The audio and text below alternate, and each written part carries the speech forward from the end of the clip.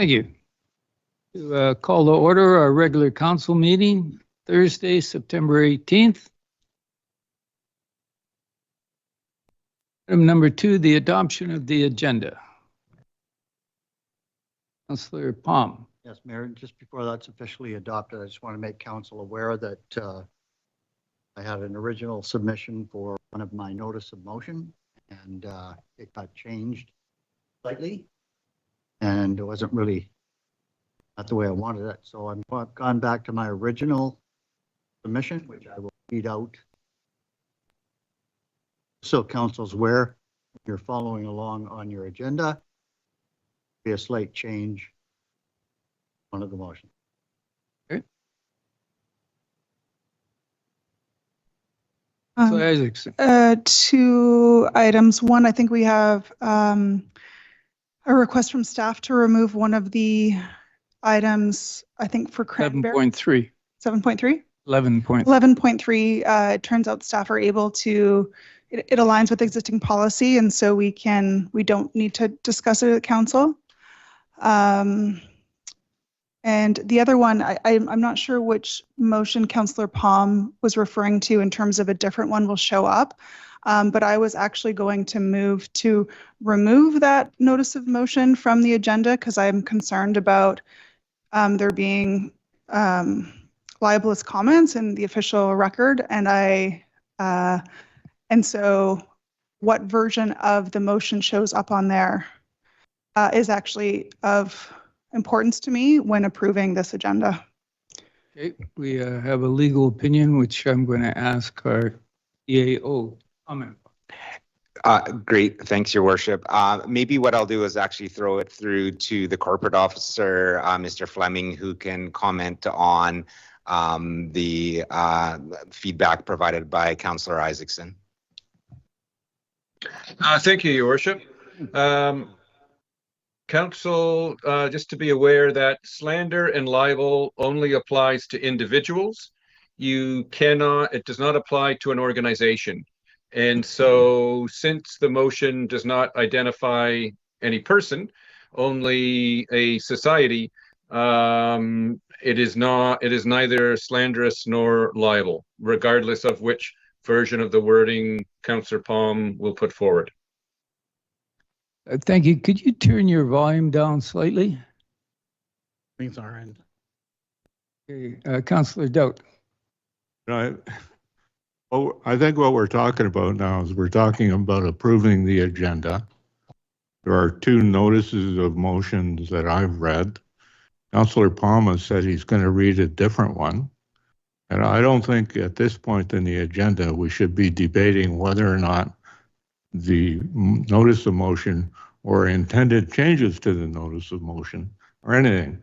They're only notices of motion. All they are is a notice of what Councillor Palm intends to say. And if we have objections, we can bring them up when the thing comes up on the agenda. You don't need to do it twice in the same night. Councillor Amita. Thank you, Mayor. My only curiosity, I guess, is typically notice of motions are written notices that are not read. So regardless of whether it's version A or version B, we don't typically, at least in my experience and limited experience, we haven't read those motions in the past because they're just notices for the future. So that's where I'm a little confused on, I guess. We'll get clarification from our corporate officer and then we'll go to Councillor Palm. Your Worship, I've not been here long enough to know whether your tradition is you read them or you don't read them. As I understand, the suggested change in wording is relatively minor. If it's the wording that Councillor Palm had submitted to administration earlier, and I think for the sake of clarity for what you will debate in 2 weeks' time, if he just reads out the wording that he wants changed, that would, I think, be the most straightforward way to proceed.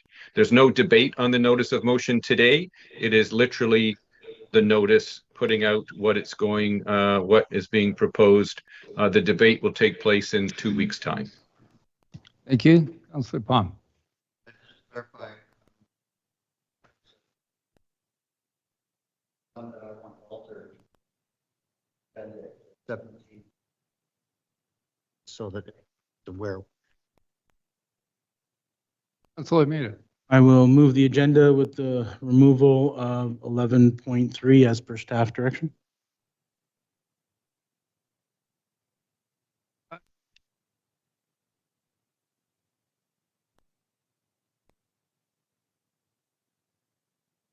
Oh, that was one of the more difficult adoptions. Most difficult. We have a motion to close the meeting to the public. Councilor Armita. Move that council move into a closed meeting to discuss matters covered by the community charter under sections 91, C, labor relations or other employee relations. Sir Elliott, all in favor?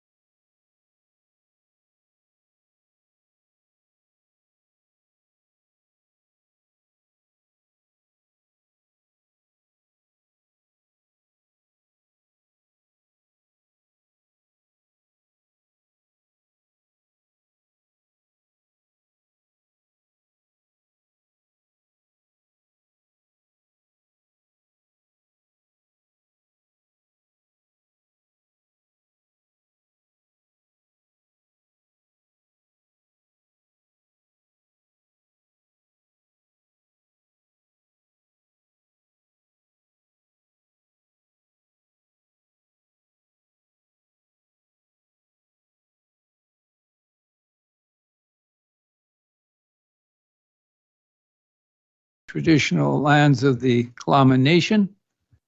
And we'll move to public input period. And so up to 3 members of the public have an opportunity to provide comment for a maximum of 2 minutes on items listed under legislative matters, committee recommendations, and new business.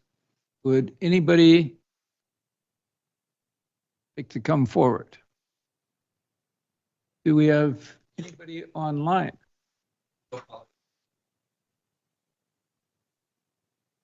Move to general matters. We have a delegation, Ellen Gould.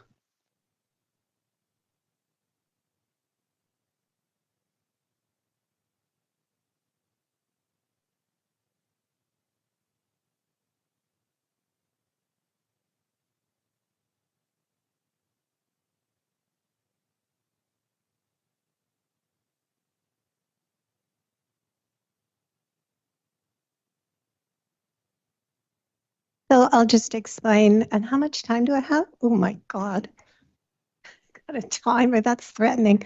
Okay. How much time do I have? 5 minutes. 5 minutes. Okay. So our organization is Energy Democracy for BC.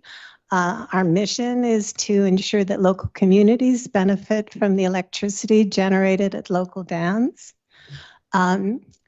We also advocate for improved management of dams to mitigate against their harmful impacts. And just a brief summary of the things we've been very busy at. We were granted intervener status at the BC Utilities Commission hearing, and we actually had a pro bono lawyer act on our behalf. We continuously lobby for better reservoir management.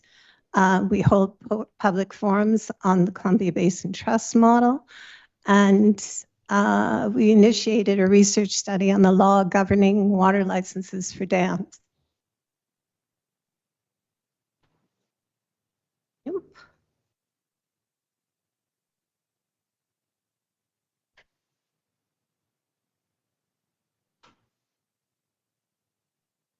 This is my 3 minutes. Oops.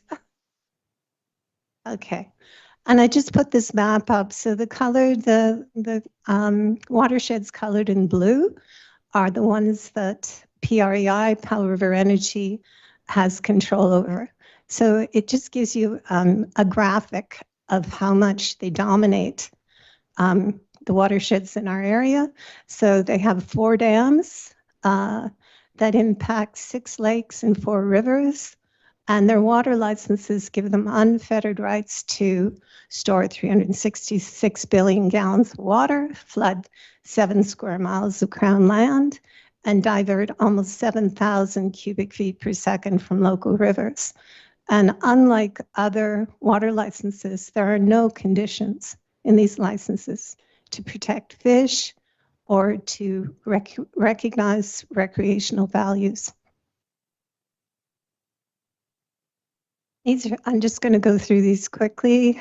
They give you some examples of what we've received from citizens documenting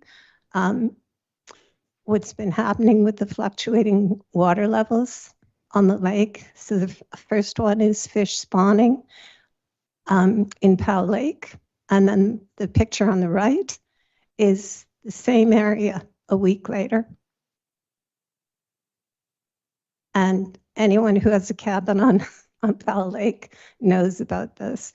This is an example of a dock out of the water on Powell Lake. And the one on the right is a stranded cabin on Lois Lake. And if you squint really hard, you can see a triangle on the shoreline. That is the access point to the portage on Horseshoe. And that is the driftwood that makes it totally inaccessible. So a PREI has no driftwood management program to recognize the impact on recreation. So PREI has applied for a 30-year export permit. all the energy they produce would go to the United States until 2055.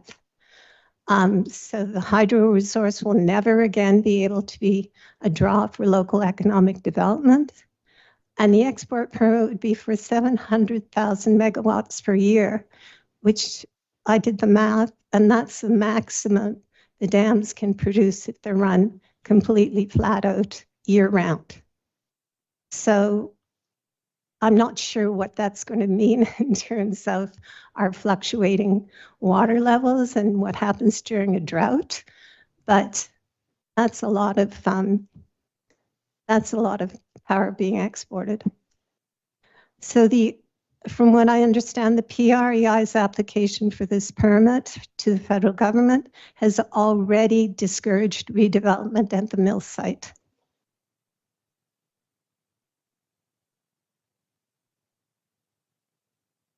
The permit that they're seeking would require never offering power to a local buyer. And I can get into the specifics of the law on that. But what they're applying for is a contract-specific permit for 30 years. They've told Cohaman that the export permit and contract would not prevent a potential sale of power to you. But here's the actual contract. I'm just going to interrupt for a second. Sure. I need to get consensus from council that you can continue past the 5 minutes. Sorry, You have consensus? I'm almost done. Please continue. Thank you. All right, Mayor, just one. Okay. Sorry, Ellen, my apologies. There's some sound coming from the gallery of someone clicking a watch or a pen or a chain. If they can please not, thank you. So here I put the actual contract up, so I'm not paraphrasing. So what's in their contract says the product that they will export is 100% of the energy they've produced. So there's no room there to sell to a local buyer. And then the delivery term is from January 2026 until December 2055. So effectively, I mean, the dams are going to fall down before they'll be at their end of life.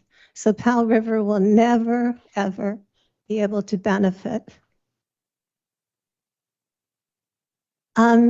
So in your 2023 letter, the mayor stated that the power generating operation of PREI exploits and relies on public land and water, which are local natural resources and which should be managed for the benefit of local residents. And so consistent with his statement, we ask that the City of Powell River write to the Canadian Energy Regulator asking that they reject PREI's application for a 30-year export permit. And thank you so much for considering our request. Thank you very much. I'll ask council if they have any questions. Councillor Almeida.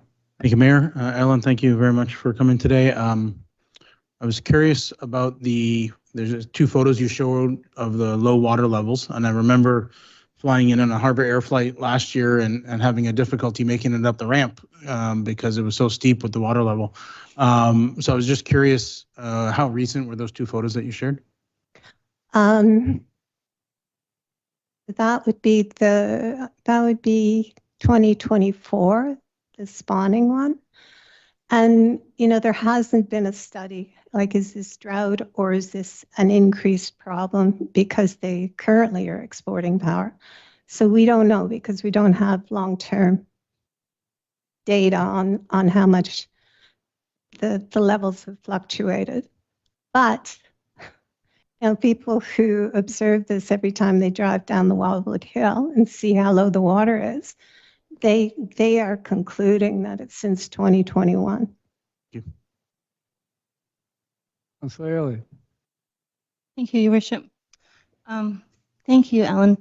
The application probably has some deadlines for putting submissions in. Can you speak to that? Yes, September 25th. We are not late coming before you. We only heard about this in August. They only publicized it in the Vancouver Sun. So Yeah, it just doesn't give the community a long time to respond. And it took us a couple of weeks just to analyze what was going on here. Follow up. You mentioned the water licenses don't have any restrictions. I recall reading one a while back that had a clause about it being for the purpose of local economic. No? No. What did No, I read? it's kind of a read 'em and weep. If you actually go, so our website is ed4bc.org. Yeah. And I'm not doing self-promotion here.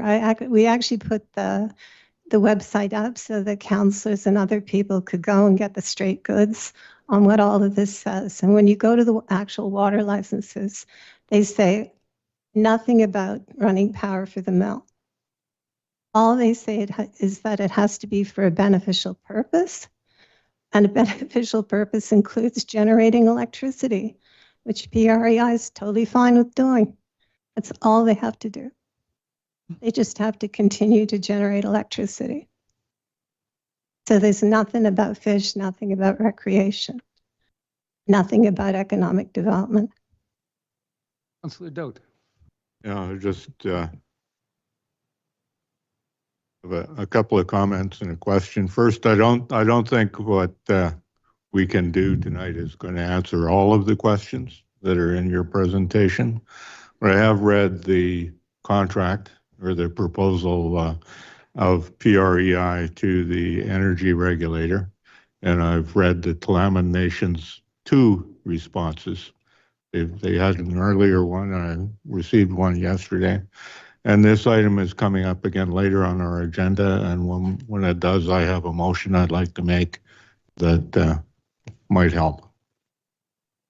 Yeah, and just aside from what I'm presenting on, I was really offended to find out that PREI had misrepresented their discussions with Cohaman to suggest that Cohaman was in favor. So they've come out just unequivocally saying no. Thank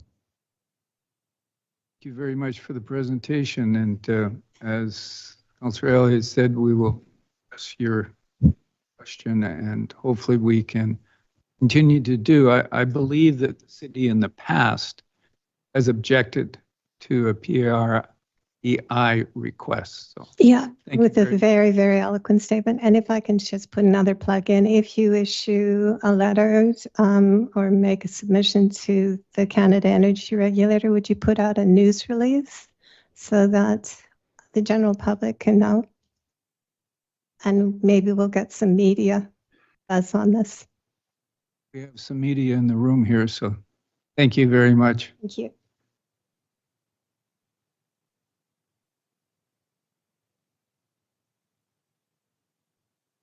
Uh, 8.2 is a proclamation. I'd like to read a proclamation of Library Month. Having sat on the board of our library, this is quite important to me.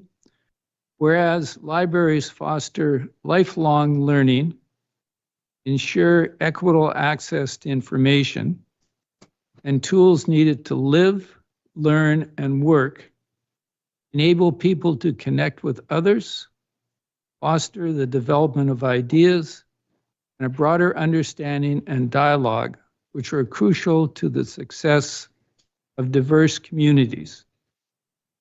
And whereas the City of Powell River places great value on lifelong learning opportunities, the continuous building of skills and knowledge throughout a person's life, both formal and informal.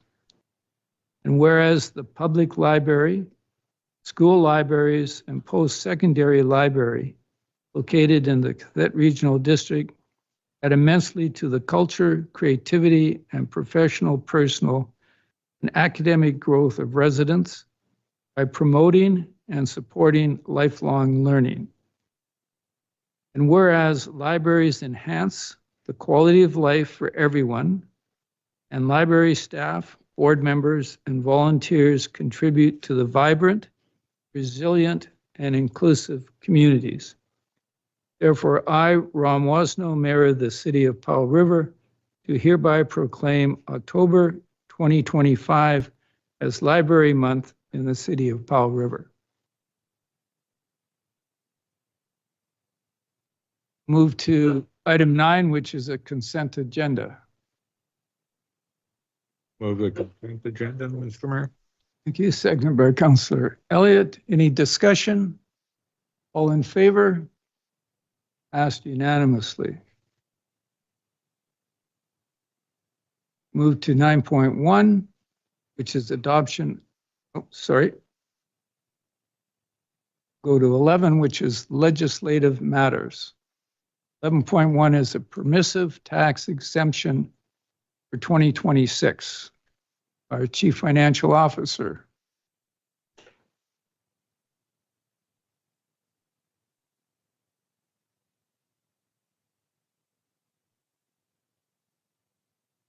Good evening, Mayor and Council.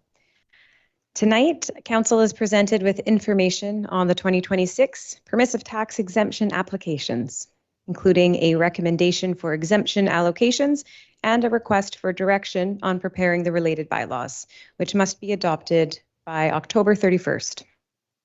For background, exemptions are governed by the Community Charter, distinguishing between statutory exemptions, which are automatic, and permissive exemptions, which require Council approval. In addition, Council Policy 261 guides the application and decision-making process. For 2026 exemptions, 50 properties from 44 organizations applied for exemptions, totaling $427,100. This exceeds the $400,000 cap set by Council by 7%. As a result, the recommendation is to approve 93% of each application to remain within the cap, though Council has discretion on how to interpret and apply Council Policy 261.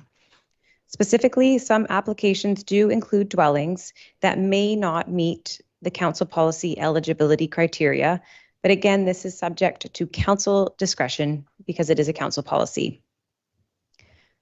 From a financial impact perspective, permissive tax exemptions shift the property tax burden from these nonprofit organizations to the other taxpayers, mainly residential and business class. It's basically eliminating $40 million in the assessed value of the assessment base. The $400,000 exemption cap corresponds to approximately $60 in total redistributed taxes for an average single-family dwelling. This includes the shift in property taxes for the other taxing authorities, such as the regional district.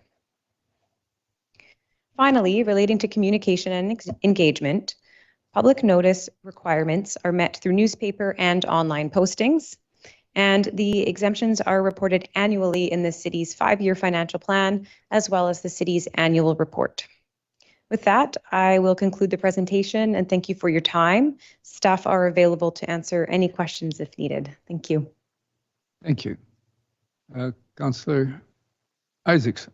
Thank you, Mayor. Through the Mayor to staff, I know that there's question over the interpretation of that part of the policy that precludes dwellings as being a part, but I know that last year Council chose to interpret it more broadly, and it looks like your recommendations this year are in line with some of the will of Council last year, and in terms of including housing as a permissible purpose. I just want to confirm that I'm not misreading that. Through the chair, that is correct. When staff are considering a recommendation, one of the first things we consider is what was the decision last year and trying to mirror that because I think it most accurately reflects the will of Council and aligns most closely with the strategic objectives.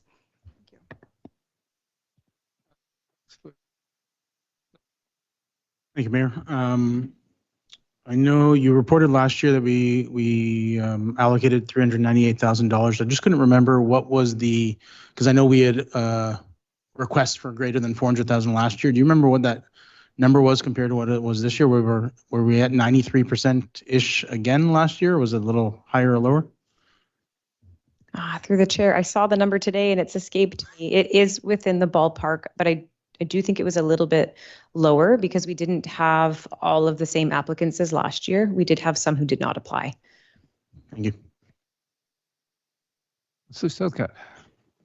Thank you. Two questions through the mayor.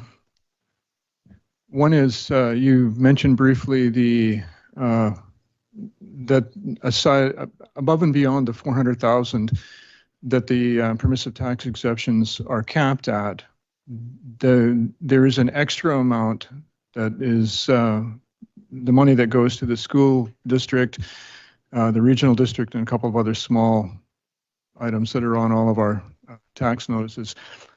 I'm just wondering if you have off the top of your head the total number of money that is basically redistributed to other taxpayers in this community.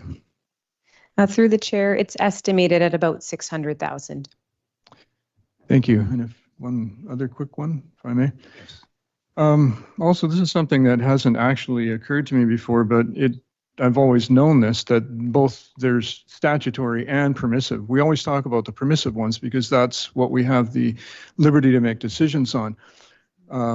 But it's never occurred to me actually to wonder what the value of the statutory exemptions are, because this again is real estate for which taxes, if it wasn't statutorily exempt, would be paid, but are redistributed as well to the other taxpayers.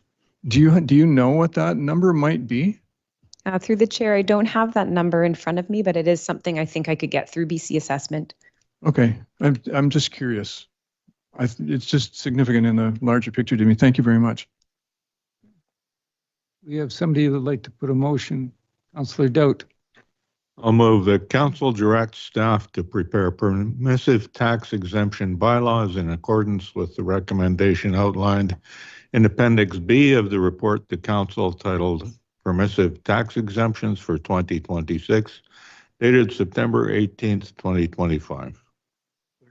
Second by Councillor Southcott. Any further discussion? All in favor? Motion passes unanimously. Thank you very much.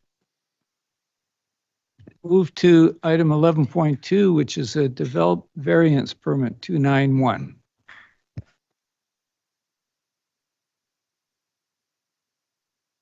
Good evening, Council. The purpose of the report before you is to present a development variance permit application that proposes to vary sanitary sewer requirements for a half-acre property located on Atlan Avenue in Wildwood. And on the screen, you can see what is Appendix A to the staff report. It shows you the part of our community we're talking about tonight.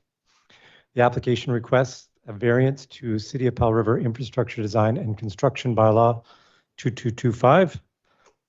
The owner of the property is seeking a variance that would permit the use of an existing septic system located on their property in lieu of a new sanitary service connection. The existing system was installed in 2018 by the previous owner of the property. The use of on-site septic systems may be permitted within the city's designated alternate sanitary servicing areas, which is Schedule C to Bylaw 2225, and it is Appendix E. Does this work?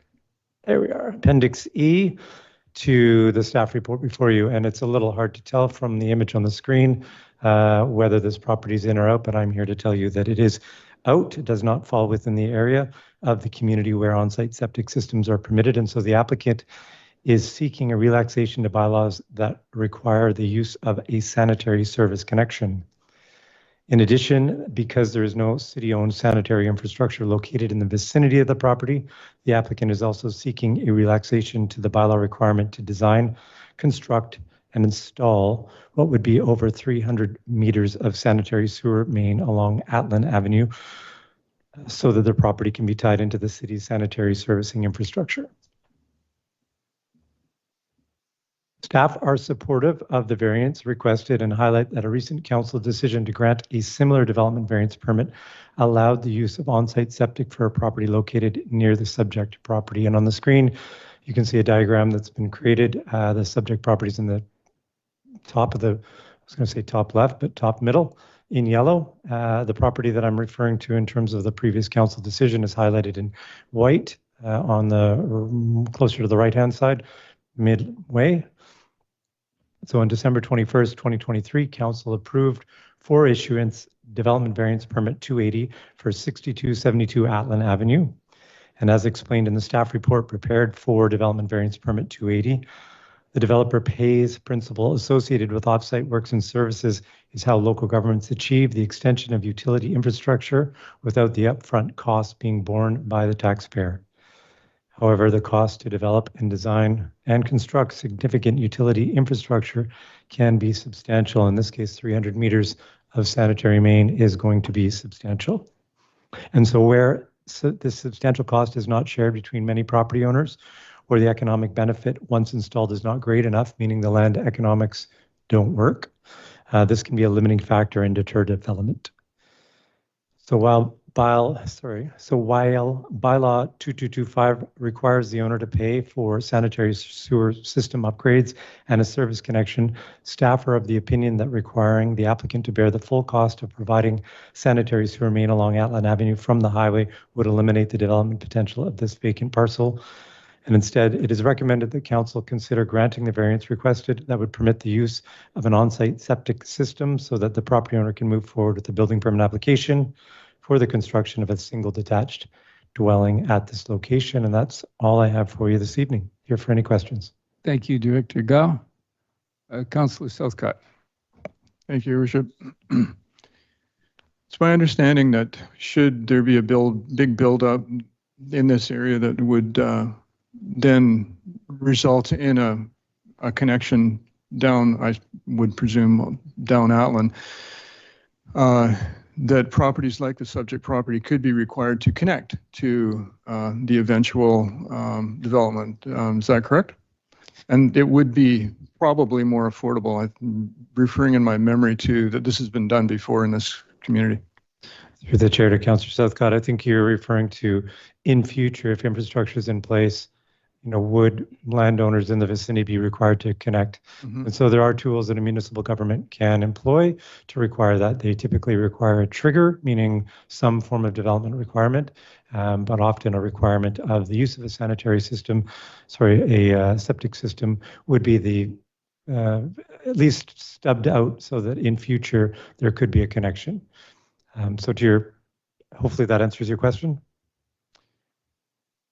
Yeah, I think the reason I asked this question was to basically to assure us that should a sewer line be put down Atlan from, I guess the connection would be on the highway, that this doesn't preclude a future possible connection to the city sewer.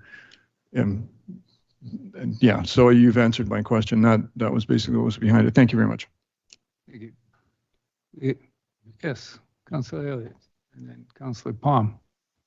So there's not really any differences per se to the subject property before us and the one we approved just less than a year ago, or maybe a year ago.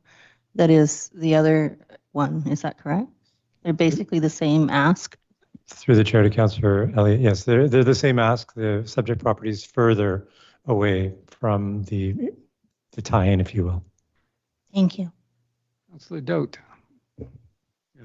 So I read through the report, and I think if I'm right, the property owner had a septic system installed that was approved by Vancouver Coastal Health before asking for the building permit. Am I correct about that?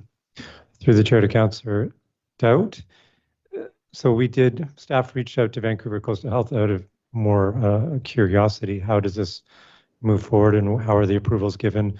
And what we learned is that Vancouver Coastal Health actually, while they are the authority having jurisdiction for on-site septic, the province allows what is referred to as a registered on-site wastewater practitioner to install this type of infrastructure and then file it with Vancouver Coastal Health, who don't go and check. They rely on the practitioner, if you will. So, and I think there are other properties, like particularly the ones that are below Atlan, that are required right now to connect to the sewer system if they develop the property. Maybe I'm wrong, but I think that's the correct interpretation of that, except for one that we allowed to install a septic system last year. And, my question is, how will all those other properties be treated? If somebody goes ahead and installs a septic system before they apply for a building permit, will they be allowed to use the septic system, or will people on that side of the road be required to provide sewer connections? Through the chair to Councillor Dowd, I'm not sure I can answer that question. I perhaps you could clarify what your question was for me. I think there are other areas south of Atlan, or not south of Atlan. Yeah, I think it is south.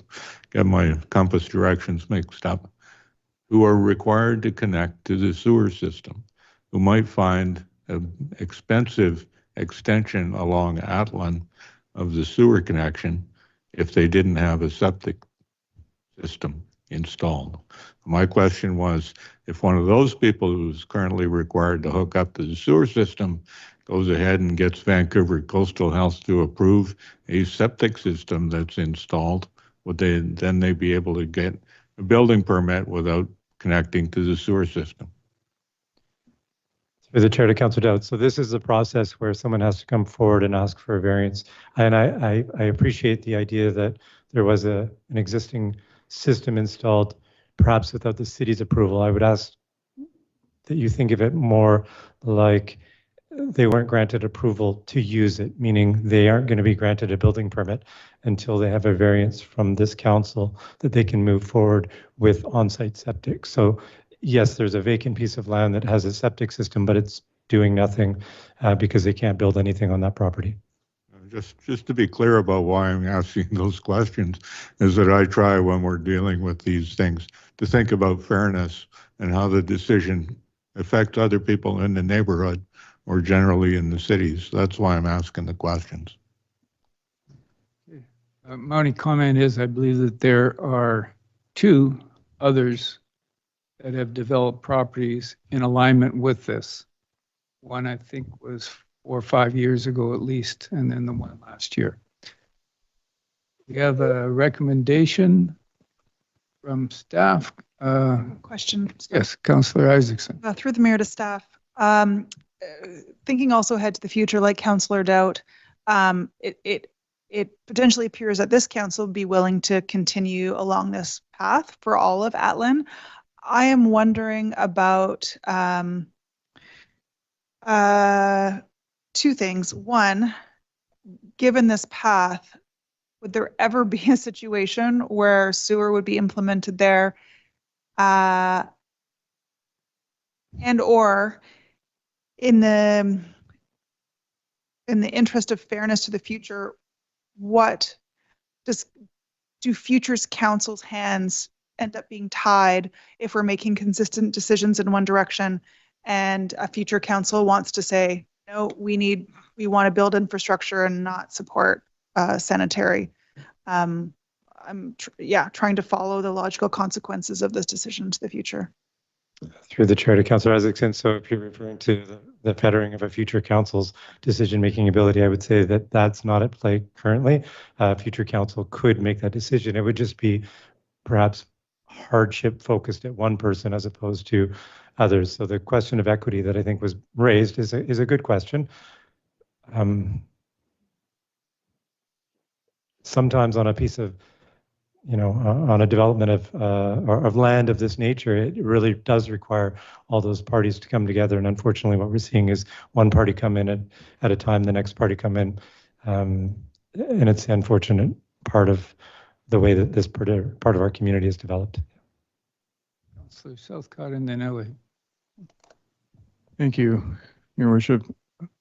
So jumping off from Councillor Isaacson's question, would a latecomer agreement apply if, so the reason why, one of the premises behind my previous question was that in the past, there was thought of a big development on, I believe it's the south side of Atlan, which probably would have required a sewer line to be put down all the way down Atlan, or possibly lower down because the hill is sloped that way. But what would have happened was a sewer line, the city sewer would have serviced that big development, which didn't happen. So I'm presuming that it's that kind of situation that would be necessary in order for this area to end up being serviced by a sewer line. But if that did happen, then would latecomer agreement apply to people who did have an existing septic system who would be required to hook into a presumable, a system into the future? I'm thinking that I support this recommendation that's on our report. And I think that possibly there's some confusion about, fairness in the future, and certainly support the principle of that consideration. But I don't think that it's a worry for us. Am I on the right track here? Through the chair to Councillor Southcott. So yes, latecomers is an applicable tool that could be used. So you have a developer go in and put the infrastructure in, and then a latecomer charge would be applied to every parcel in the vicinity that was going to utilize that infrastructure.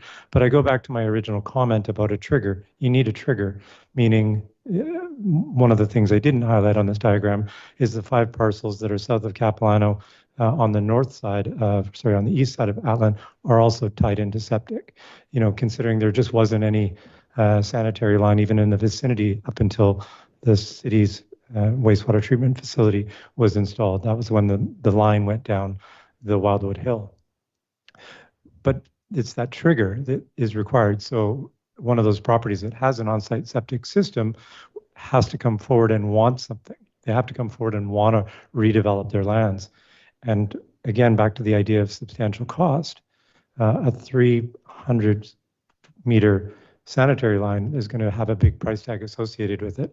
And so those property owners, they might question whether it's worth pulling the trigger, if you will, and might be just as happy to live in their single detached homes with septic systems. So it is a complicated piece. That said, there are a number of other parcels that are vacant in the vicinity.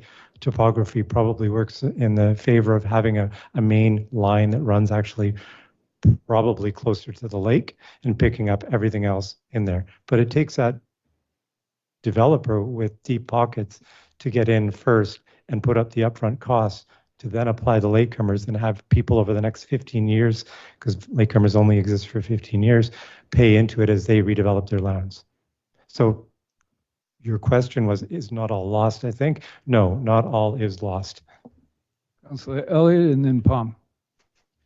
I move that council approve for issuance development variance permit 283 for 0 Atlan Avenue, legally described as the north half of Lot A, reference plan 2768, Block 2, District Block 4901, Plan 5711, PID 011086122, that would vary Part 3.1.1b and 3.3.1 of City Powell River Infrastructure Design and Construction Bylaw 2225, 2009, by permitting the use of an existing on-site septic system outside of the city's designated alternate sanitary servicing areas in order to support the construction of a single-family home in the A1 small lot rural residential zone.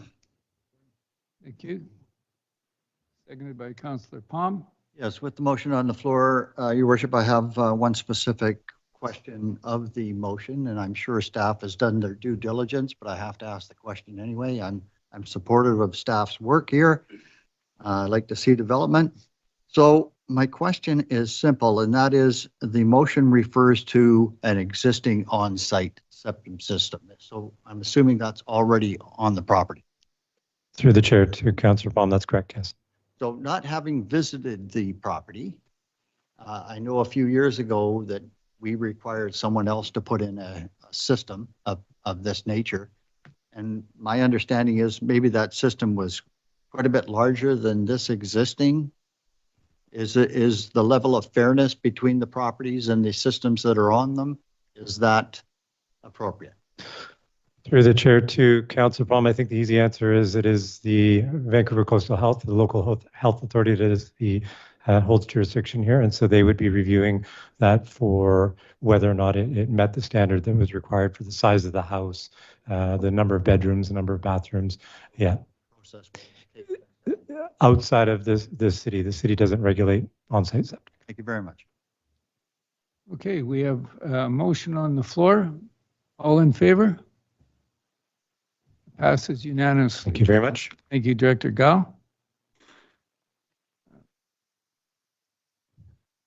Now move to 13.1, which is an Intergovernmental Relations Protocol Working Group. Councillor Isaacson.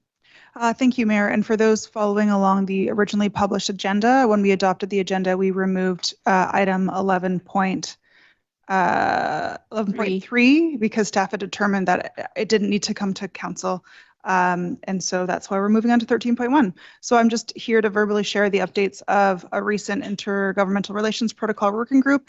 I apologize to council. I didn't hit send on the summary, getting it on the agenda when I drafted it in June. And so this is a little bit late. This is a meeting that was held back in June, and there will be another one coming for a forthcoming agenda as well. But we discussed possible principles of C2, C3 meetings. We discussed a First Nation Municipal Community Economic Development Initiative funding stream as an example of a possible opportunity to support future collaboration on economic development. And then also there was an update on the potential for an update by Tla'amin Nation to Powell River City Council on the future of T-Squat and Mill Site. And the update is that Tla'amin Nation is still intending to provide an update as details on the overall site are finalized.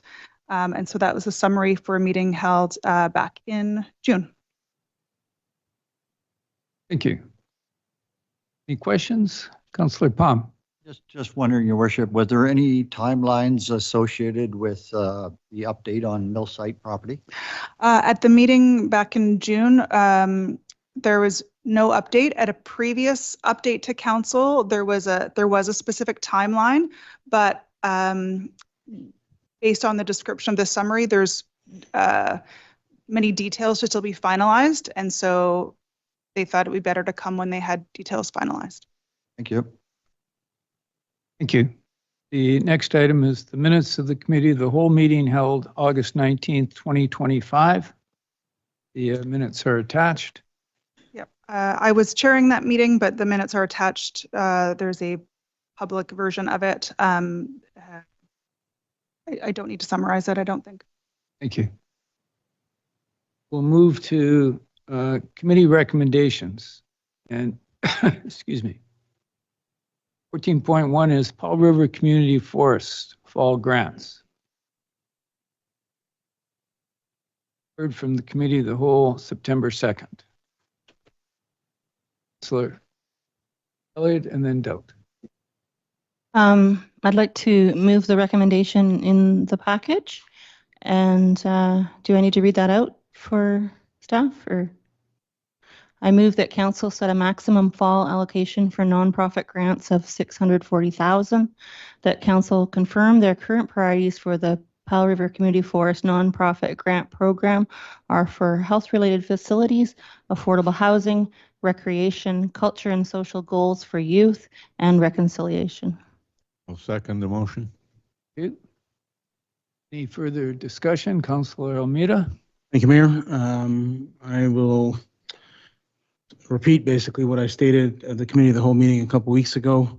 Earlier this year, whenever we were going through our budget process, we had a budgeted amount that our CFO worked through with us, explaining the rationale behind it and the communication behind it. And maybe there was some misunderstanding of information or communication between staff and community forest at the time. But whatever the reason was, the budget at the time was set for $600,000 for community forest for this year, which led to a 422 or whatever percentage or $1,000 contribution to community forest grants. And we already exceeded that in April. And our CFO had stated before that any exceeding of that budget is going to impact our taxes next year. As much as I want to give to our nonprofits and appreciate all the work that they do. I would rather hold this off and do no grants this fall and save for a bigger granting in the spring where we have a better idea of what our budget's like and the impact is. I do not want to add a couple of percentage points onto our tax increase before we even start the conversation of a budget. So I cannot approve this motion. So Doubt. No, I just, for those who are hearing this for the first time, I want to point out that earlier this year, council passed a motion to have the Community Forest Working Group, which is 3 members of council, and the Community Forest Board make recommendations for the fall grant, which this is. When we discussed the spring grants, it was clear from that discussion that there was intended to be a fall grant intake. The Community Forest Board and the working group agreed on a recommendation to council. That's what they brought to the committee of the whole, and that's what's approved. I support this, and hopefully we'll go forward. I think I agree, that none of us wants to see a tax increase, any kind of tax increase, let alone a higher one. But that's something we're all going to have to work at when we come to discussing as soon as we can, I hope, the next budget for 2026 and the 5-year plan that goes with that. Councillor Southcott. Thank you, Your Worship. I share Councillor Almeida's reservations. And it's essentially because I'm aware of an increasing spectrum of demographics in this community who are having increasing challenges with affordability across the board. However, I also respect our previous decision, as Councillor Doubt mentioned, to entrust a working group to work with the community forest. And because of that reason, and also that I feel that the second statement in the recommendation regarding the parameters of what this money should support are urgent enough needs in our community. There are specifics that this statement relates to that I do support, so I will support this recommendation. But I did want to mention that the reservation is something that we're going to have to look at very carefully very soon. Councillor Isaacson. Thank you, Mayor. I share some of the concerns that Councillor Southcott and Councillor Almeida mentioned. For those of you who are listening who are wondering, how does granting here impact taxes? Because the Community Forest Reserve Fund is meant to be used for projects that benefit the community, and many projects that the city does that are not of a regular operational nature also meet those needs. When we grant to community organizations, it means we're not spending that money on improving the rec center, for example. And so I'm simplifying it a lot, but there's a connection. There's a connection there. I think I will be supporting this motion tonight for a couple reasons. One is, while it will impact us financially in the future, the quote that I used when we had this discussion at Committee of the Whole was, council has as much money as they're willing to tax for, or they have as much money as they have the political will to tax for. And so, similar to Councillor Southcott, what am I willing to tax for? What are the urgent things that I felt that all of council might support, given, or the majority of council would support, given our strategic priorities? And so focusing on health-related facilities, affordable housing, recreation, culture, and social goals for youth, and reconciliation are all items that I think would benefit from capital investment. The policies of this granting program still exist. We are not all of a sudden being able to recommend grants, or, I mean, council could, but it's not intended to recommend grants of an operational nature. It's still meant to be about that capital piece. But given that I see the will of council going towards this amount, I would support it given the indication from council to the community forest about what our priorities are for this fall. Thank you. Councilor Palm, did you? Yeah, thank you, Your Worship. Through the chair, just would like to say as a member of the working group, appreciate all the work that went into those discussions to come to this figure to support our nonprofits, which stretch the funding from our community forest board and helps our community out greatly year after year. And just want to tip my hat to our new CAO, Sundance, for helping out with that endeavor to open up the communication that's healthy for everyone in this regard. And this is a great recommendation coming forward where everybody left the discussion in our chamber upstairs happy with the outcome. So I'd like to see good relationships with those valuable volunteers of our community forest board and our nonprofits go forward. This is a great example of what communication. Thank you, Your Worship. We have a motion which has been seconded. Seeing no further discussion, I'm going to call the motion. All in favor? Opposed? Motion passes. Thank you. Now move to 14.2, city-owned land. This was referred from the Committee of the Whole to the CAO. Councilor Armida. I think we already discussed this at Committee of the Whole, so I will go ahead and read the motion. Move that council direct staff to prepare reports related to requests for the disposition of city-owned land from the Powell River Orphan Wildlife Society, Cathet Pickleball Association, and Four Tides Hospice Society, and that council direct staff to bring back a proposed ranking of priority for the remaining outstanding motions listed in Appendix A of report dated September 2nd, 2025 regarding city-owned land. By Councilor Elliott. Any further discussion before I call Councilor Isaacson? I'm just trying to remember, there was a motion that was passed previously that where there was an amendment from selling land to sell or lease, and that's a completely different motion, this one. I didn't see sell or lease here, and so I wanted to make sure that We're just using disposition. Just using disposition instead of sell or lease. Okay. Thank you for clarifying. Any further? All in favor? Opposed? Motion passes. Thank you. Now move to 15, which is new business. 15.1, Powell River Energy Inc. application for power export permit. Deputy Corporate Officer. Thank you. Thank you, Mayor. The background information is provided in the report, and there was some more given to you by the delegation today. So I have to speak a little. Sorry, so the background information is provided in the report, and you got some more information from your delegation today. But staff is just seeking direction if council wishes to submit a letter, position letter to the energy regulator. Thank you. Councilor Doubt.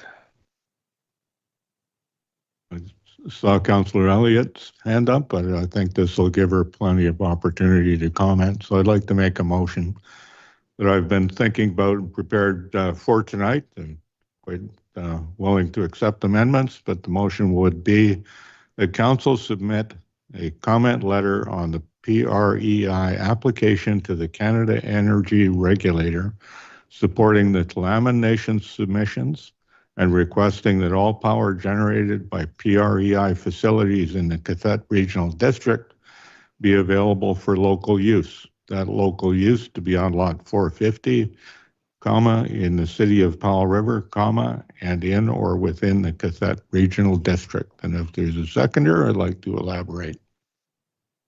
Second by Councilor Southcott. And so I think this is very important. We've got a delegation here tonight, and I've been hearing for a long time on the need for some kind of a certainty on local use of the power that's being generated both within the city on lot 450 and on the old mill site, and in the regional district from Lois Lake and the facilities there, to make sure that that power is available for industrial development, both in the portion of property that might become owned by the Tla'amin Nation and the portion of the mill property that might be owned by the Cranberry Group for other industrial purposes to bring jobs and economic development for the community. That's why I've included making sure that we coordinate with the Tla'amin Nation, because I think it's important that we have a connection going ahead for these kind of developments and have a voice in these things, have power available for use within the city if that's what we need, because I've heard people suggest that before, and make sure that if there's power available after it's been used in the city and with the Tla'amin Nation, that it be available within the regional district. Makes sense to me to use those natural resources to the extent that we decide to use them for local benefit where possible. I hope people will support this. I think we've got a short time until 25th of September to reply, but I see just today or yesterday that the Tla'amin Nation has asked for an extension. But I think we should be able to put together a letter quite quickly. And I know that the delegation wanted more than just a protection from export of power to the United States, but the other details about the levels of water and the fish and the other things, I think, are something we can address in the future. I hope this gets support. Councillor Elliott and then Palm.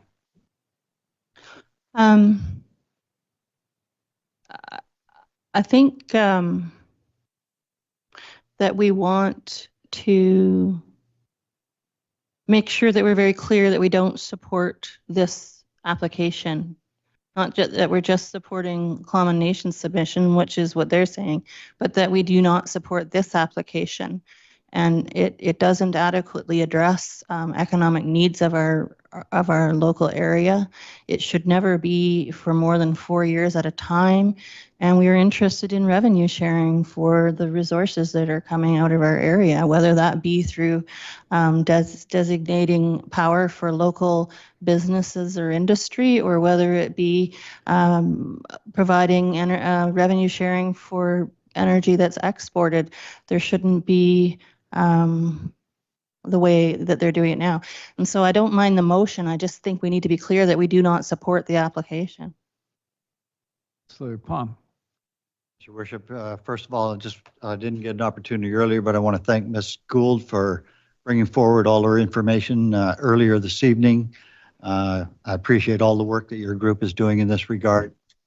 And as Councillor Doubt alluded to, Lot 450 encompasses all of the mill site.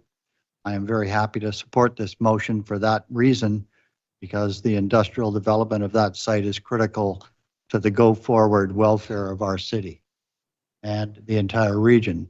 And I will just ask Ms. Gould one question, if I may, and that is, Ms. Gould, did you take your presentation to the regional district for a letter of support as well?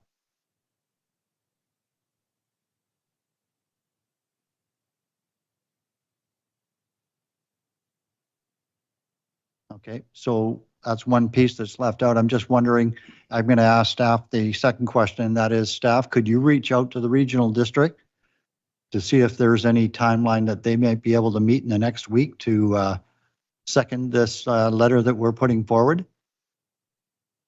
Or is that beyond hope? Through the chair, with UBCM taking place next week, I think the chances of that taking place are very slim at this point. I appreciate the 1 week advance on this and getting this done. Thank you very much, Your Worship. Councillor Isaacson. I'd like to propose an amendment. After submit a comment letter, add of opposition. I'll second that. Call it a friendly amendment. All in favor of the amended motion? With regard to the vote on the amended motion, I don't often say this, but to me, this is a no-brainer. just the thought of potentially crippling economic development opportunities, issues, the no-brainer. So yes, Councillor Southcott. Thank you, Your Worship. I also appreciate Ms. Gould's work, and I reflect that it goes back to before the letter that this city provided to CER in 2022. Also reflecting on that letter, I don't think that this motion, although I support what this motion does say, I think it could go farther in including at least an inference that the idea of it's been discussed and considered in this region pertaining to the revenues generated by the water resources and electricity for many years, particularly since as the mill declined in its use of that electricity, but that use be benefit somehow this community, and specifically the reference to the Columbia Basin Trust, I think should be included in the resolution. I can't really think of a amendment, but historically, the electric generation was directly to benefit the economic activity of the mill in this community for 100 years. Starting in about the year 2000, ownership of the power generation went to Brookfield, and in 2011 it became, I believe, it became wholly Brookfield's asset. During that evolution resulted in benefit dwindling to this community, which needs to be addressed. I'm seriously concerned for continuing economic interests, which I think this basically address, but I would like to see the addition of the idea of a trust. While we're at it, I think we should go for as much as we can, is reasonable for us to petition for. Okay, I believe Councillor Doubt, who's been a strong advocate. I want to comment. I do have a comment, particularly to what Councillor Southcott is saying. I want to point out that part of the letter there in the third line from the bottom says that the power be available for local use. The motions are general, it's not the specific, and my intention wasn't that the letter to the energy group be limited to these words. I think there is plenty of room in there for the authors of the letter to expand on local use and how we're we believe we should do what has been done and take in those local resources and use them for local economic and local benefit of the people who live here. I think there's lots of room within the motion as it is framed to add that information in there. And there's, as I said before, having done that, if we succeed and the export permit is denied, there's still plenty of work to do to make sure that that's created in some kind of fulsome way, like the Columbia Basin Trust, which didn't happen over a couple of years, but it's different than the energy export license part of it. So I'm asking people to pass the motion like it is. Hopefully staff will make sure that we have an eloquently drafted letter that talks about the local use of local resources. I think that's important. I mentioned earlier that I believe the Klamath Nation has asked for an extension of the timelines.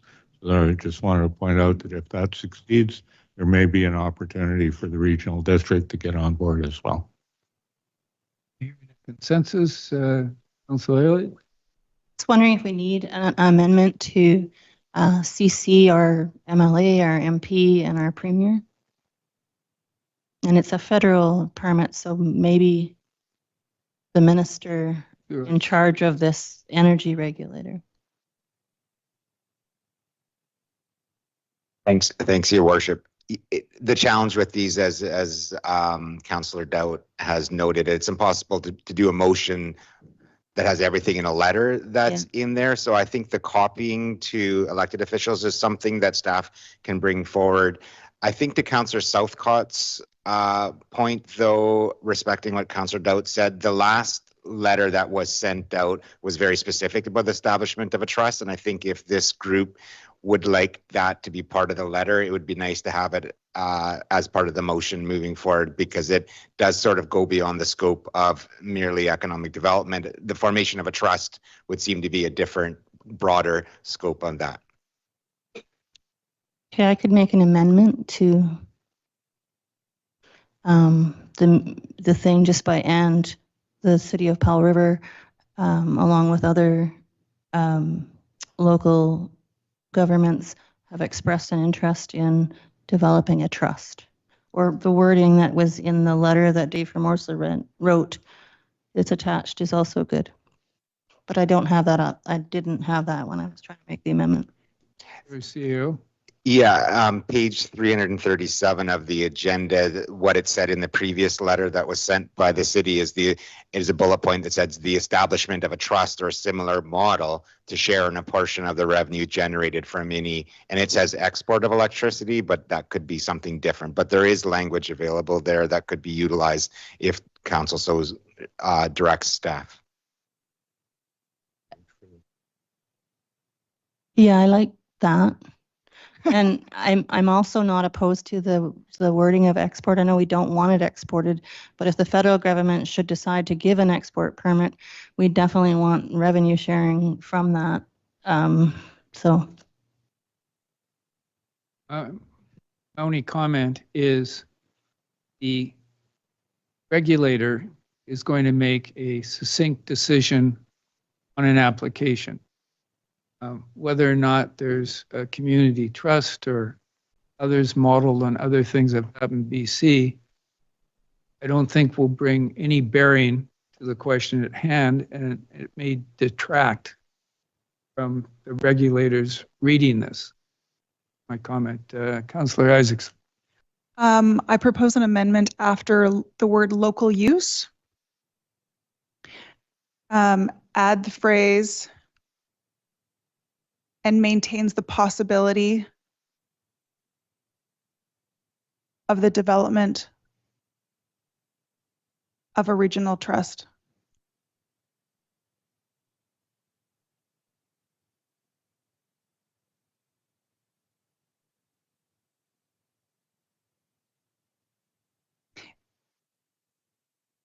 Yeah, it doesn't make grammatical sense to have the issue of the trust come in before talking about the development beyond the use beyond lot 4 in the city or the other places.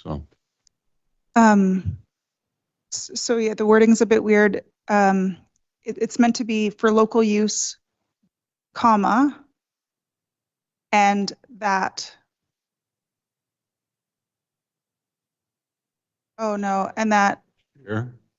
Yeah, maintains, yeah. Councillor Dowd.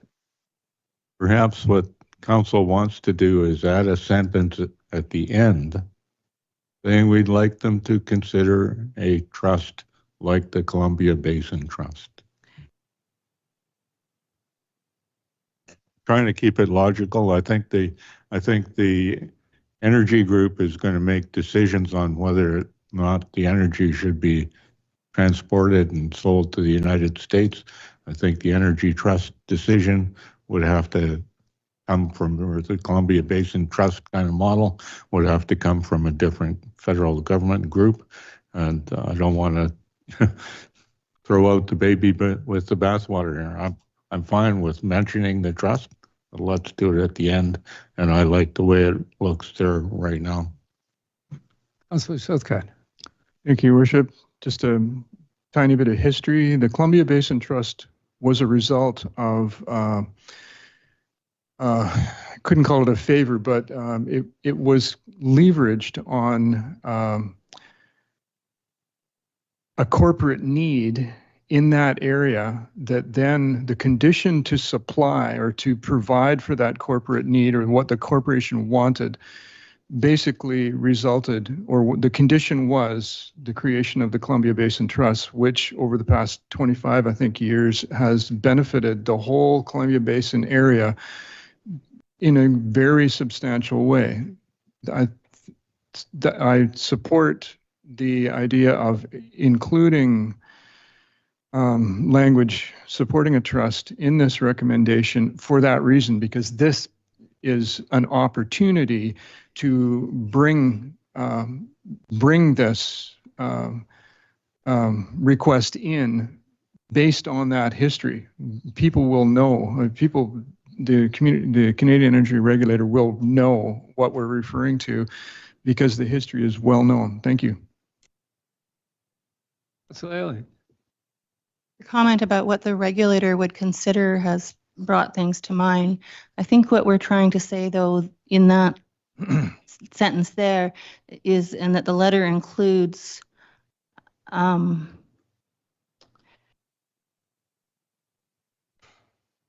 restating our desire for development of a regional trust.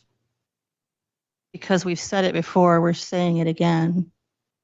Our desire for development of a regional trust. Thank you. The other comment I wanted to say, and it goes to how we have a motion that is going to do the job without having to deal with everything, but things the regulator would consider from comments would be a specific objection to the length of time for the permit, the amount of power being generated as to the impacts to our environment around us, the fact that it not be renewable, so that it has to be reissued each and every time, and the duress that it puts our local economy under to not have provisions for making the local area have access to power. And so I don't know if that's just comments that the staff takes from all of our previous letters and makes sure it gets all roped in, or if this is an exercise in trying to make sure that we're, listing those things that we need to speak to or not. I think probably not, but that's my comment. Sorry, through the chair, again, I think some of those are broad enough and related to the things in the motion to move forward in a letter that staff will draft. But I did think that the trust was different enough to be addressed separately. And again, the letter will build on the letter as per before. So I think we're good in terms of it. I just wanted to highlight that one portion before, which I believe has been settled, as long as council is okay with the proposed motion. Thank you. Mita. Thank you. We've creatively wordsmithed this amendment, so I would like to go ahead and second it so we can officially start debate. I'm going to assume that we have a motion which has been seconded and good discussion. All in favor? To be clear, we're voting on the amendment right now. Oh, no, the main motion as amended. And now I main motion. Now the main motion as amended. All in favor? Passed unanimously. Mayor, Thank you. I have an additional motion, Mayor. All right. I've sent this motion to staff as well. I move that council direct staff to facilitate city collaboration with other regional entities opposed to the application, including Proclamation, in order to explore joint advocacy efforts towards the province of British Columbia and Government of Canada that support local energy security, water security, and economic development.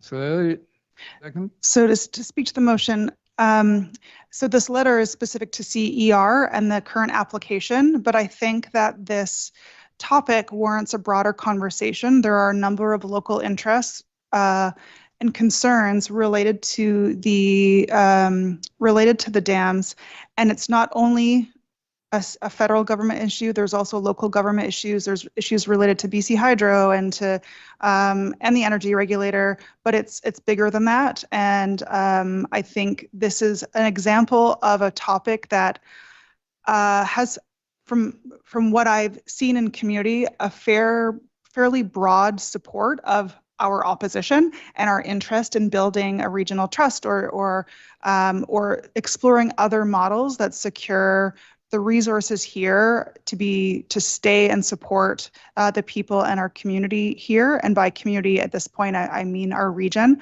I think it's, and so this allows us to go beyond this and explore collaborations that allow staff, for example, to stay on top of this issue and help support council in our advocacy efforts, and also explore things, for example, if we want to do joint statements or joint submissions, that there's some direction for council, that it's clear that anyways, that there's an interest in working together with other entities in the region, because I know there's nonprofits in this room, but also the other governments, and this would be an opportunity to bring in the regional district in a way that they maybe won't have time to before the initial deadline. Anyways, that's my intention, is to make this a little bit bigger than just the letter to the CER, and find a way to explore some joint advocacy efforts, because this is a topic that, rarely in this community really unites us. And I want to build on that. Thank you. Your CAO. Thank you, Your Worship. From a staff perspective, my concern about it is that I don't think we have anyone to do the work. I don't know how it ties into the strategic planning. I wasn't advised that this would be something coming forward, so I'm not sort of prepared to move forward and sort of move it. And what I dislike is motions coming forward with no action on them. And my concern with this is that it'll be on the books, it'll be a good idea, but realistically, I don't have anyone to go and start work on this right away. And I think advocacy could probably be done better through the elected officials at UBCM working with other elected officials than having staff facilitate other meetings associated. So those are my comments in relation to it. So I think it's something that has to happen. It doesn't really strike me as specific enough to figure out what to do with it. I would like to know, how do we flag this as an issue that we want to stay on top of and notice when things are going on? Because this isn't the first time that we've found out something's happening on PREI front and we're kind of almost too late to say anything. And so if staff could help me, if not this motion, how do we try to get someone to monitor this situation? Great question. And through the mayor, it's my understanding that Clawman was well aware of this way in advance. So creating and moving forward with a positive relationship that would open up more communication so that they were willing to share would probably be a good first step on that. And it's already part of the strategic priorities of the municipality. Okay. Councillor Elliott. So if I proposed an amendment that council directs staff to facilitate city collaboration with other regional entities opposed to the application, including Proclamation, in order to monitor the PREI file, would that be more specific and more helpful? To be honest, it doesn't sort of get away from the core comments that I noted at the beginning, that there's really not a position currently in place on staff that has bandwidth to start moving forward and sort of proactively looking out and doing these things. Again, my read on this is that this is something that if council as a whole is interested in, it's part of a bigger sort of overall priority about energy self-sufficiency and economic development and fitting in there. That having been said, it's been flagged. And so in our relationship and ongoing conversations, we can be more aware of it, but I don't I just don't think passing a motion to facilitate city collaboration is really, I don't know how helpful it is, I guess. Thank you. Councillor Isaacson. Thank you. I appreciate staff's concern about bandwidth and the realistic or the realities of being able to act on this. I think this is something that I would still like on the books. And if not now, I would be open to tabling it or having it incorporated into the conversation on strategic priorities that staff have mentioned will be coming forward in October. Yeah, this is really important to me. This is an issue that I became aware of as a result of having been on council and in a more in-depth way since the strategic priorities were developed. And so I think it's helpful to have this motion on the books. Thank you. Councillor Armida. I'm kind of wondering if this can be facilitated through a working group of a couple council members who do the lion's share of the work and bringing in the outside parties and the nation and the RD, who can appoint their own delegates. And then we are not burdening staff, but still able to move some conversation forward that those members of council can then bring back to council for any decisions that need to be made. Councillor Dowd. Yeah, and I like to keep things simple. I hear what the CAO is saying about we're going to pass a motion to direct staff to do something. We should know exactly what we want done, how it's going to be budgeted, who's going to do it, all of those things. And I think we've got local people in the community who are paying attention to the energy self-sufficiency of the neighborhood.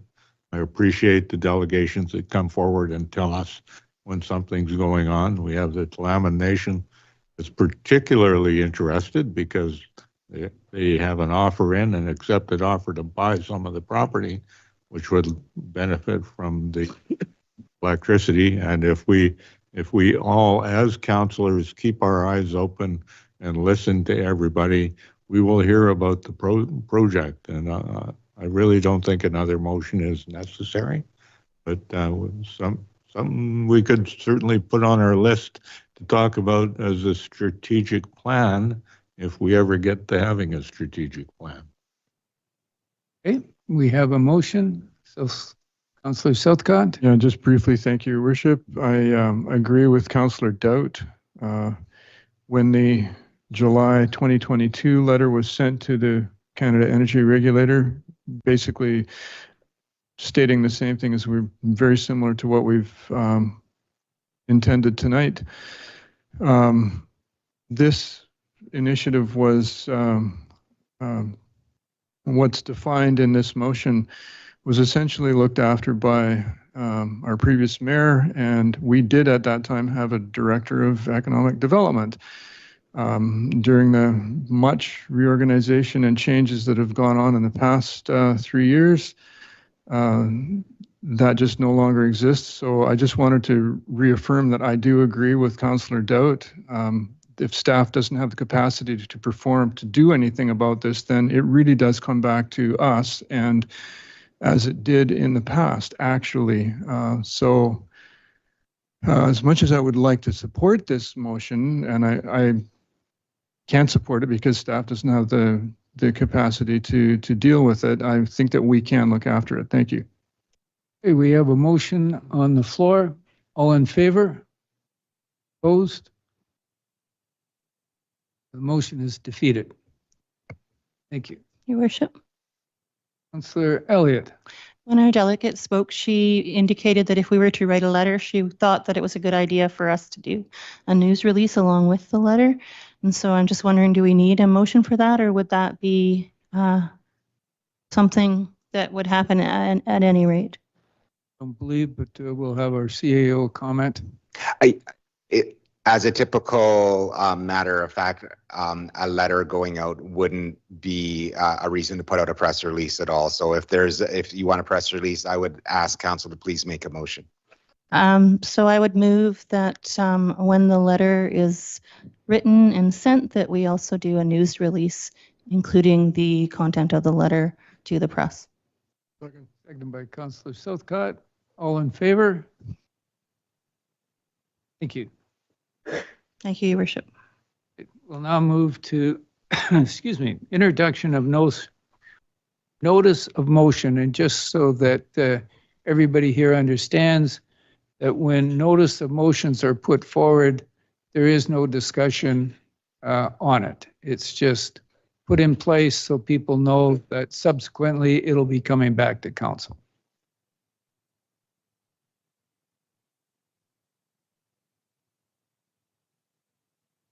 To 17.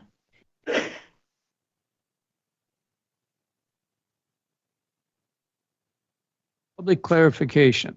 Members of the public may ask questions to clarify items discussed during the meeting for a maximum of 2 minutes. Worship.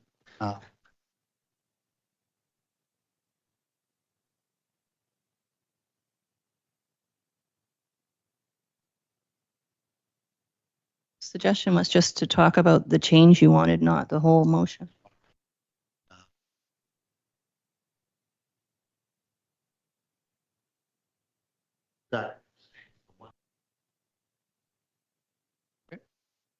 So I'm going to read out my original motion that was staff. And this is what will be coming forward in 2 weeks. Little hard to hear it. Yeah, so I will speak loudly and close to the mic. So the notice of motion reads, excuse me, I got a bit of a cold. Whereas the Tourism Powell River, the Society in brackets, incorporated number S0030413 in brackets at section 5.4 and 5.4b made covenant and agreed to use funds provided to it by the city. Sorry.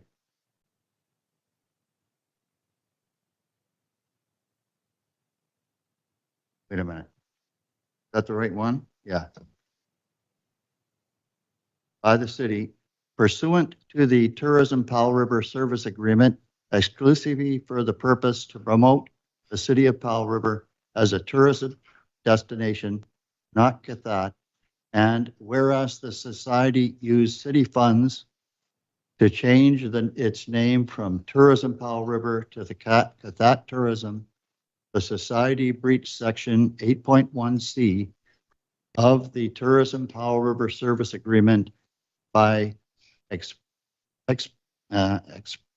expending city funds on time, energy, and activities that are beyond the scope of services described in the agreement at 5.4 brackets A through G. Therefore, I provide the following notice of motion. Should the Tourism Society be unwilling to change its name back from Cathat Tourism Society to Tourism Powell River, the city, under section 8.1, shall terminate the agreement forthwith by providing written notice of the society pursuant to section 9 of the Tourism Powell River Service Agreement. Thank you. We'll now go to public clarification. So members of the public may ask questions to clarify items discussed during the meeting for a maximum of 2 minutes. Mr. Galinsky.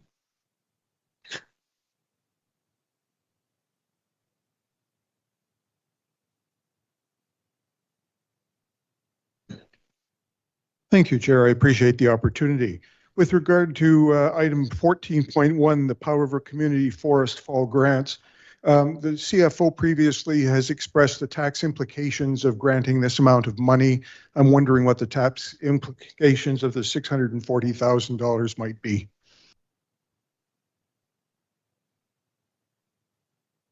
Through the chair, it's about $70 for an average single family dwelling. I thank the CFO for that. Do you have a percentage or just the amount? Through the chair. Through the chair is slightly over 2% increase. I thank you very much for that, CFO. And also with regard to that item, I did not catch who was opposed to the motion. Councillor Almeida, thank you. Those were my questions, Chair. Thank you. Anybody else here that would like to ask a clarifying question?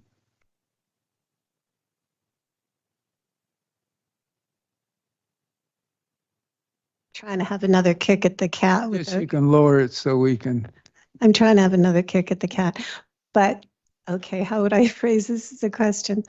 Is the council aware of how unusual this 30-year permit application is? Because when the mayor talked about the regulator being able to decide on very narrow grounds, right? They're very narrow for a 10-year permit. But for a 30-year license, it goes to cabinet. It goes to the federal cabinet.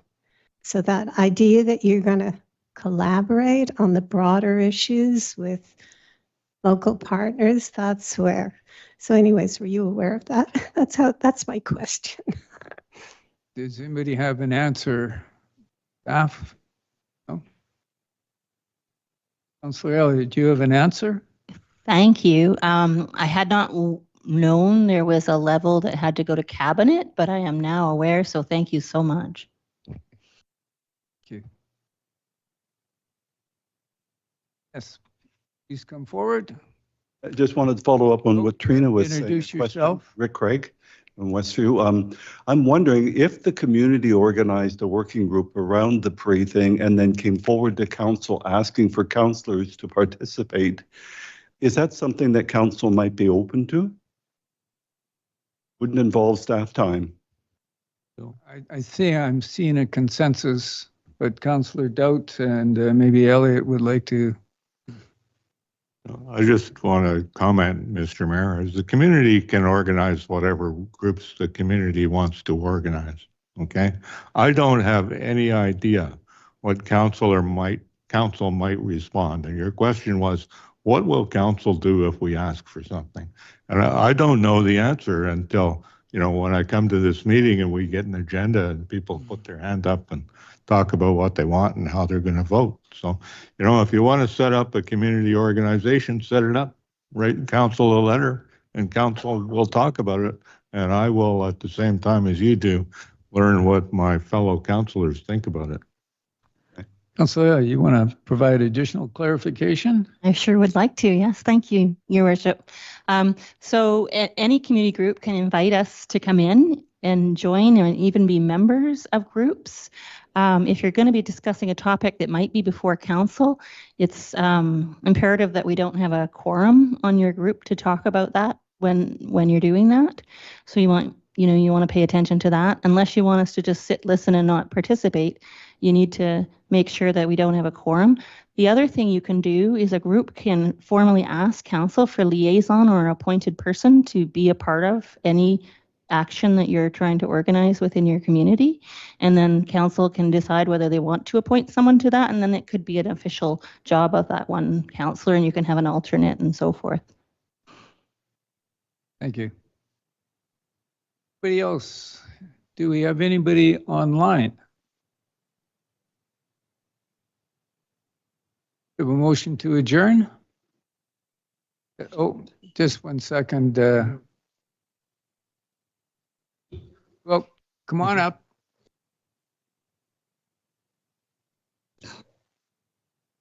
John Brownsell. What happened to 17.2? A second. No. The notice of motions are not discussed. You can only ask questions on items that have been discussed, and I'm going to ask our corporate officer But if it's on the agenda, isn't he supposed to read it? No, What'd you put it on the agenda for? It's it's a notification. corporate office that can explain. Thank you, Your Worship. Yeah, notices of motion come in two parts. The first part is, as has been stated, literally providing notice of the motion. And then at the next council meeting, that will be an opportunity for council to debate the motion and for members of the public to speak to it, either at public input or after questions afterwards. But purposes of today's meeting, in way the procedure bylaw works, there's no public input or council discussion on the notices of motion at the meeting that they are introduced at. Thank you. I think we're at the end. If somebody would like to move adjournment. We don't need adjournment. You can just call adjourned when business is over. You can be in charge of adjournment. I didn't realize I had a right. All right, the meeting is adjourned. Thank you very much for coming out and joining us.